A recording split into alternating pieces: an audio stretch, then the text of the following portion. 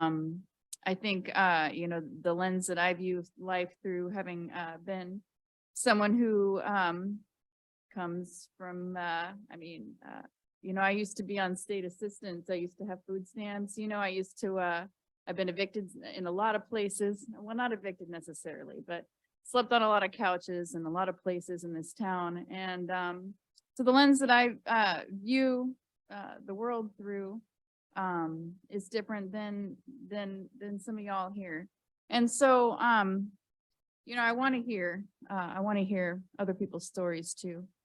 But the reason that one of the reasons I decided to run is because I felt like the lens that I viewed the world through was lacking. It's been said that maybe I don't see the perspective of people who are homeowners and pay taxes, and that I'm only viewing through the lens of our houseless community, the most vulnerable. I'm okay with that because their voice is not heard enough.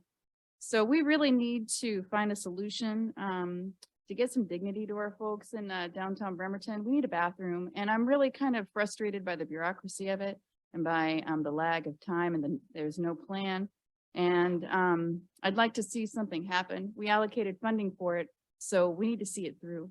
And waiting until February when we meet for public safety again is a little bit too long because folks are facing, freezing temperatures. I don't even know, but sometimes not everybody can get into that shelter either. The one shelter that we have in our downtown core.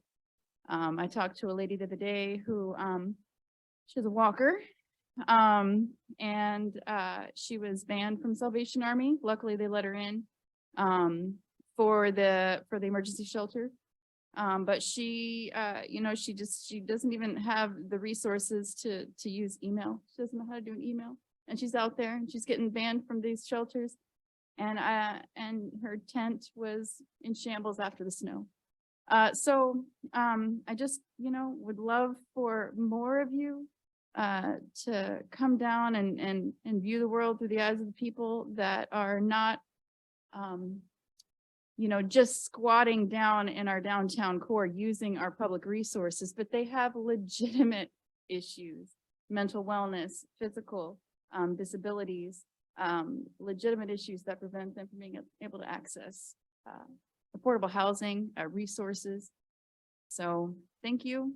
Happy winter solstice. I wish that I could have my traditional backyard fire, but I'm afraid my fire pit is under snow still. So thank you.